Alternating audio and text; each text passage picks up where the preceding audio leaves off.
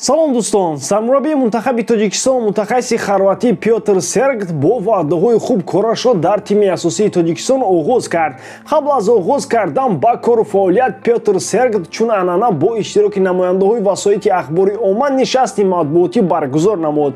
Дар он рӯзноманигорони варзишӣ ба суолҳои худ посух гирифтанд. Имрӯз мо дар бораи масъалаҳои аз ҳама асосӣ эҳтимоли идома ёфтани тағобузӣ дар тими мунтахаб гап мезанем. аз шумо мисли ҳар вақта лайк ва дар канал обуна шудан, аз мо бошад ҳар рӯз видеои нав баровардан. Акун дар ягон ҷо ба ҳазур шунед, мо бошад сар мекунем.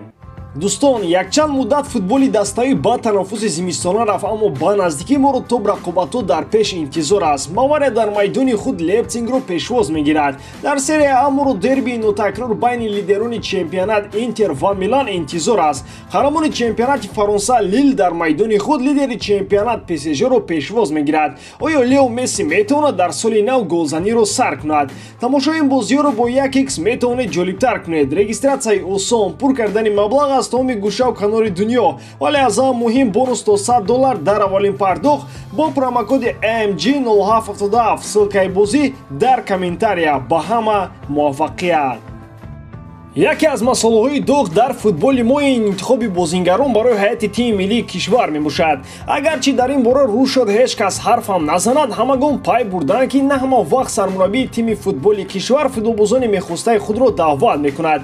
ин гумонҳо соли гузашта ба қадри зарурӣ тасдиқи худро пайдо карданд. гап сари он меравад ки Фатло Фатлоев ки омӯрҳои беҳтаринро дар чемпионати Тоҷикистон нишон дод, ба тими миллӣ даъват нашуд. Пётр Сергт ба суоли оё ба шумо феҳристи омодашуда ё дар интихоби бозингарон худатон даст хоҳед дошт, чунин посух гардон: ки гуфт ки ба ман рӯйхати пешакӣ омодашуда меёранд? Бо идминони комил гуфта метавонам ки худам бозингаронро интихоб мекунам ва тасмим мегирам ки кадом бозингар дар мунтахаби кишвар бозӣ мекунаду кадомаш не. ин фалсафаи ман аст. агар корамро аз даст диҳам, гуноҳи ман хоҳад буд, гуфт мураббии нави тими миллии Тоҷикистон.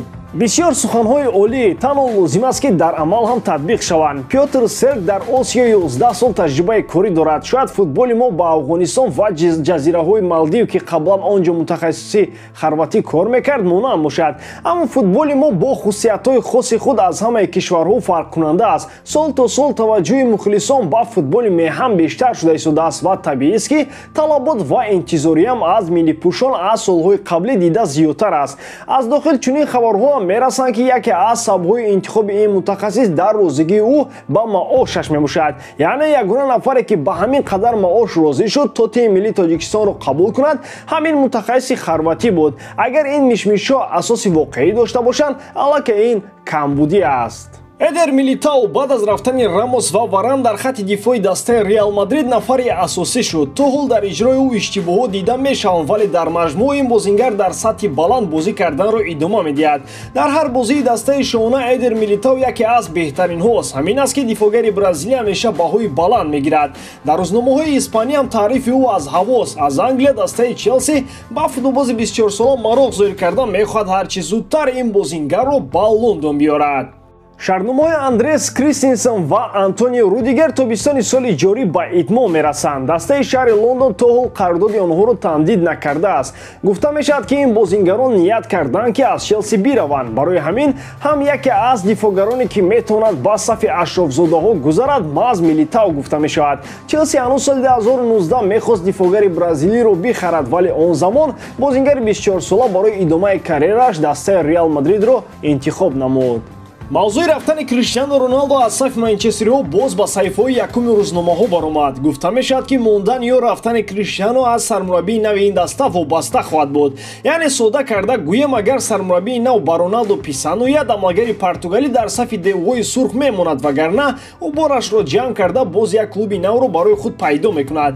қарордоди амалгар бо дастаи МЮ то тобистони соли 2023 амал хоҳад кард. аммо ки гуфт ки мутахассиси нав бо Роналдо кор карда мехоҳад? шояд ӯ ҳам аз Криштиану ва кӯрҳояш безор бошад. Чаро бояд ҳама хоси дили ҳамлагари португалӣ бошад, бигзор равад ва сармураббӣ кори худро ба он тавре пеш барад ки мехоҳад. Дар мавсими ҷории Премер-лигаи Англия ҳамлагари португалӣ дар 18 бозии АПЛ иштирок карда дар ҳисобаш 8 гол ва 3 ассист дорад. Гап сари голҳояш намеравад. Бисёриҳо мегӯянд ки ӯ ба ҷои намунаи ибрат шудан барои ҷавонони МЮ баръакс онҳоро танқид карда барои рушди онҳо халал мерасонад. Ба иқрори баъзеҳо Криштиану танҳо дар бораи статистикаи худ андеша мекунад. Ба ӯ муҳим нест ки фалсафаи даста чӣ гуна аст. Аз ҳама асосӣ барои ӯ голҳои худи ӯ ҳастанд. Ҳама бояд ба ӯ хизмат кунанд ва барои задани гол кӯмакрасонаш бошанд.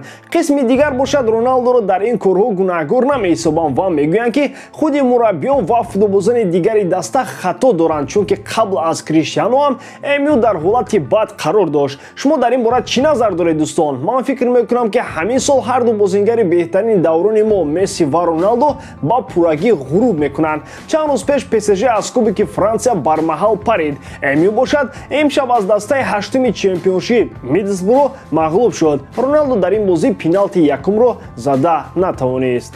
ҳамлагари Бавария ва мунтахаби Полша Роберт Левандовски дар бораи натиҷаҳои Месси ва Роналдо ибрози андеша кард. Аз гапҳояш чунон менамояд ки ӯ ин ду бозингари сатҳи коинотиро ба замин зад ва чунон сахт зад ки хестанашон душвор мешавад. Аз Месси интизориҳо куллан дигаранд. Ӯ аз Роналдо фарқ дорад. Ҳангоме ки Месси ба сину соли Роналдо мерасад, дар чунин сатҳ бозӣ карданаш душвор мешавад. Ман фикр дорам натиҷаҳои ӯ бадтар мешаванд. Вақте ки дастаи ӯ мувозинатро барқарор мекунад, боз Месси қудрат пайдо мекунад ки беҳтарин омор нишон диҳад. Қаблан оморҳои Месси оморҳои шигифтангез нишон медод, вале акнун ба чунин дастовардҳо расидан хеле мушкил аст. Дар ҳамин шабу рӯз натиҷаҳои Мессиро метавон миёна арзёбӣ кард. Акнун ба ӯ задани 60 гол дар як сол номумкин шудааст. Задани 30-40 гол то ҳол ҷо дорад. Криштиану аз ман 3.5 сол калонтар аст. ӯ ба монанди солҳои пеш голҳои зиёд мезанад, аммо ӯ ҳам дастаро иваз кард. Дар натиҷа тактикаи бозиам иваз шуд. Дастаи ӯ на ҳамеша муваффақ аст. Криштиану аллакай чанд маротиба даста ва чемпионатро иваз кард.